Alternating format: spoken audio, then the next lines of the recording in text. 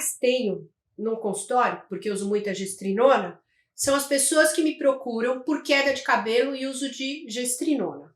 Então eu tive uma paciente que veio aqui e falou, olha, eu coloquei gestrinona e meu cabelo caiu demais. E a gestrinona é um hormônio, que é o chip da beleza, que faz queda de cabelo. E não adianta alguém falar que não faz, porque eu tenho uma amostra muito, muito grande.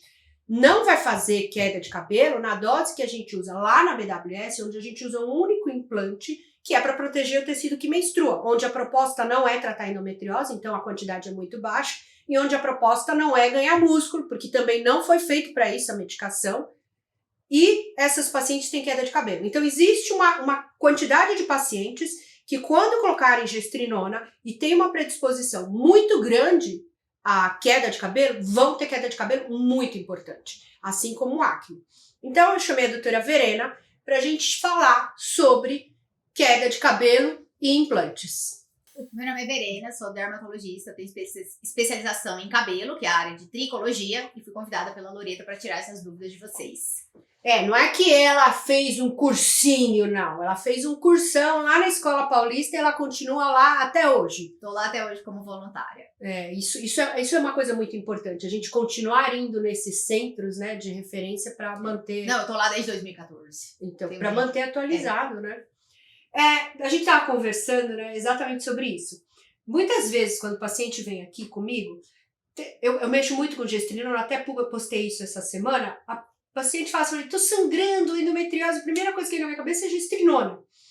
E eu sempre que falo da gestrinona, eu explico para o paciente que ele tem efeito colateral de queda de cabelo e de acne, porque eu preciso saber, na história dessa mulher, se em algum momento da vida dela, ela já teve um episódio de queda de cabelo importante. E muitas vezes eu me deparo com casos que ela fala assim, eu coloquei um hormônio, eu não lembro o nome, embaixo da pele, e caiu todo o meu cabelo e deu acne. É gestrinona. E vou culpar vocês também, porque paciente que vai em médico, que não sabe o nome do hormônio que está tomando, não sabe a dose que tá tomando, é porque nem pediu para o médico uma boa explicação. Então, parte da culpa é do próprio paciente, porque o paciente deve exigir. Eu vou enfiar um negócio embaixo da pele, não recebo um papelzinho do que é? Isso não existe, gente. Então, tem o médico, que eu falo que é o médico picareta, né? O médico genérico, que não faz nem o mínimo, e tem a paciente genérica também, que não faz nem o mínimo, que é saber o que está usando. Então, nesse sentido, quando eu vou colocar a gestrinona, eu faço essa pesquisa. E eu estava conversando com você antes disso. E muitas vezes eu coloco a gestrinona, e como a gestrinona desce o SHBG e aumenta a testo nos primeiros meses, eu uso finasterida naquela paciente que eu já sei que ela vai ter uma queda maior. Por quê? Porque se eu usar a finasterida, ela vai lá no receptor e vai cair menos cabelo. Mas isso só vai acontecer no primeiro implante, porque é onde eu libero o testo. Depois que eu continuo a gestrinona, não vai adiantar, porque eu não vou mais subir a testo, né? A gestrinona vai agir direto no receptor do cabelo do DHT, porque ela gruda lá no receptor de DHT, do DHT2, nesse receptor especificamente. Tá? Então, eu queria saber de você, quando eu vou pôr hormônio? Loreta, eu quero pôr hormônio. O que eu preciso estar alerta para saber se eu tenho mais chance de cair cabelo? Porque se é uma pessoa que já fez o diagnóstico antes, é uma coisa, né? Que são os pacientes que vão com você. Mas eu tô entrando na menopausa, eu tenho 30, 40 anos, quero colocar implante, mas eu tenho medo de cair o cabelo. Quais são as coisas importantes que eu devo pontuar para excluir ou incluir essa paciente nessa escolha? A questão da acne, que você já faz essa triagem, eu acho isso importante, porque aí a paciente decide se ela tá ou não tá disposta a correr o risco. Mas o cabelo, se ela tem uma história de calvície na família, seja do pai, seja da mãe, ou se ela percebe o cabelo afinando ao longo da vida, então talvez ela também tenha um quadro de calvície e no início pode não chamar atenção. Então, se ela procurar um dermatologista, ele consegue examinar com um aparelho específico e fazer esse diagnóstico precoce, e aí ela vai decidir junto com você se vai ou não vai correr o risco, ou se precisa já iniciar o tratamento para minimizar as consequências dessa gestrinona. Mas acho então que a consulta com e nem usar gestrinona. Às vezes eu sou da seguinte opinião: gestrinona é um ótimo hormônio para a doença. É doença, eu vou tratar. Eu tenho endometriose, posso ter alopécia, né? Eu vou escolher. Mas a gestrinona em si tem que ser para aquela paciente lisa, né? Aquela paciente que tem menos colateral possível. E para doença. Porque se for para estética, usar a gestrinona para ganhar massa magra é uma péssima escolha. E eu sempre falo isso. Não use gestrinona para ganhar massa magra. Você paga caro, põe embaixo da pele. O único bom da gestrinona para estética é para o médico que está colocando, porque ele está ganhando. Tá? E eu falo isso todo dia. Qualquer dia eu vou parecer morta, né? Porque, ó, eu falo mesmo. Quem usa gestrinona para estética em paciente não está tratando doença é para ganhar dinheiro. Tá? Porque cobra-se uma fortuna de um hormônio que não é caro, mas não é tão caro quanto dizem por aí. Eu prefiro usar oxandrolona, que tem menos efeito colateral. Mas aí, às vezes, eu penso, se a paciente tem uma grande chance de cair cabelo, é melhor não fazer nada, gente. Na minha cabeça, o cabelo é mais importante que o músculo. Então, mas você sabe que mesmo eu tendo esse viés, porque as minhas pacientes são todas de cabelo, eu tenho algumas pacientes que falam, eu não ligo. Eu vou tratar e cuidar do cabelo, se cair um pouco eu não me importo, mas eu quero fazer o meu tratamento com o meu hormônio. Eu tenho algumas pacientes desse Mas tipo. Mas hormônio para cabelo é bom, estradiol é ótimo. Não, mas é o hormônio para... A gestrinona. Não, às vezes não é gestrinona, às vezes é oxa. Às vezes é oxa. Estanozolol. Ela fala assim, não, eu vou usar. Eu sei que faz mal pro cabelo, por isso que eu tô aqui. Eu quero que você me ajude nesse sentido. Mas eu vou usar. Eu quero usar. Então, algumas poucas, mas eu tenho algumas mas isso é alguém consciente. E eu acho que essa é conversar com o médico e ter essa informação para o paciente participar da decisão. E não falar para ela, não, seu caso é gestrinona, põe a gestrinona, e você não fez uma avaliação, porque às vezes a paciente tem até perda de massa óssea, você põe gestrinona, piora, né? E não adianta falar que não, que a densitometria fica linda, porque a densitometria fica linda, mas o osso fica manhaca. E tem trabalho. Então, assim, como as pessoas negam o trabalho? Ah, são trabalhos antigos? São, mas é uma fonte muito segura. Então, eu acho, na minha experiência, que quando você indica a gestrinona, você tem que triar, porque é uma obrigação do médico triar. Porque eu sei os efeitos bons e os efeitos ruins. O paciente não sabe. A obrigação do paciente é saber o que vai colocar, que dose vai colocar, que marca vai colocar e por que vai colocar. E vamos supor que eu coloque a gestrinona, no meu caso. Eu coloco a gestrinona, dou a finasterida na única primeira colocação da paciente que tem tendência, porque tem gente que não tem. Se começa a cair o cabelo, que tratamento você pode fazer para essa queda de cabelo hormonal por gestrinona especificamente? Porque a gestrinona é antiestrogênico. Caiu o estrogênio, já cai o cabelo. E a gestrinona inibe progesterona. A progesterona para cabelo não faz muita diferença e aumenta a testo livre. Aumentar a testo livre, aumenta a DHT, queda de cabelo.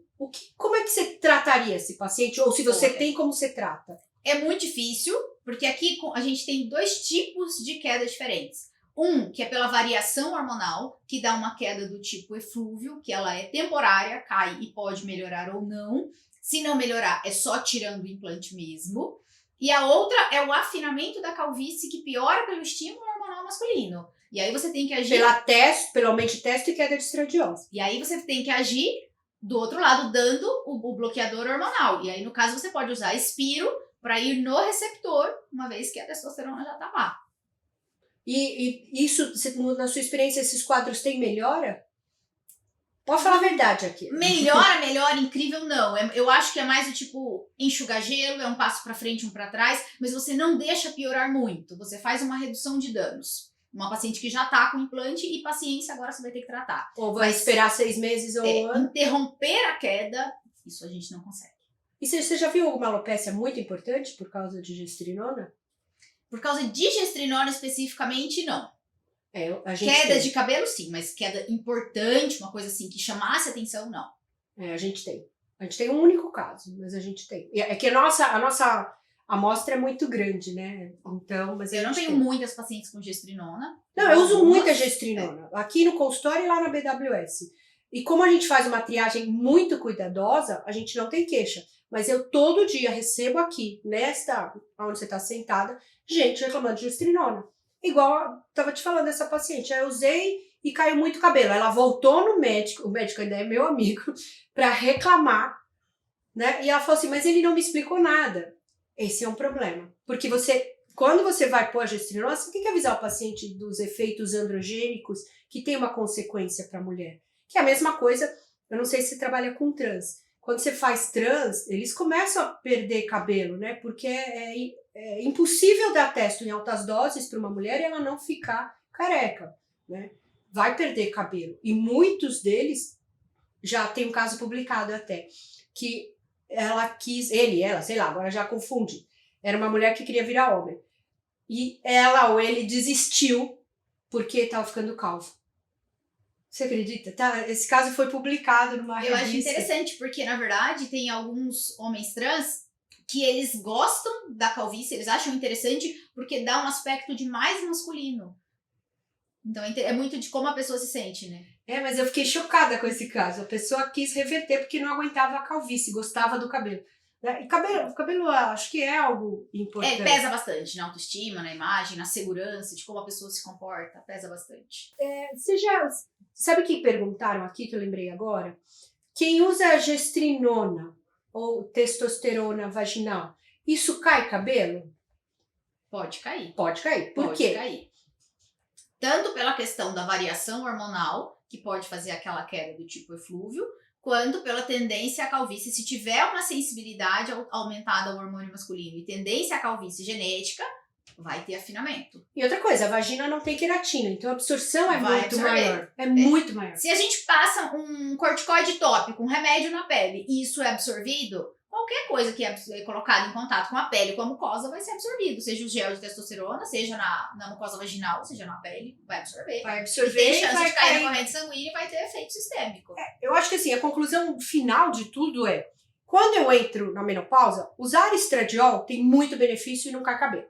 Pode cair pela variação hormonal, mas depois vai melhorar. Testosterona tem uma indicação precisa em mulher para libido. E aí você vai pesar. Mas gestrinona é um hormônio para doença. Usar para estética é burrice. E usar gestrinona, indicar gestrinona sem rastrear risco de alopécia, aí eu acho que é uma irresponsabilidade de quem indica. Porque se você perguntou, você rastreou e aconteceu, aconteceu. Porque em medicina as coisas podem dar errado. O que não pode dar errado é porque eu deixei de fazer a minha parte, né? Porque se eu operar alguém e morrer, infelizmente acontece. Mas se eu não fiz pré-operatório, não fiz prevenção de trombose, eu tenho uma margem de culpa nisso, né? Então ser médico é escolher a melhor remédio para o paciente, mesmo que isso não seja em meu benefício, né? Eu sempre falo isso. Concordo 100%.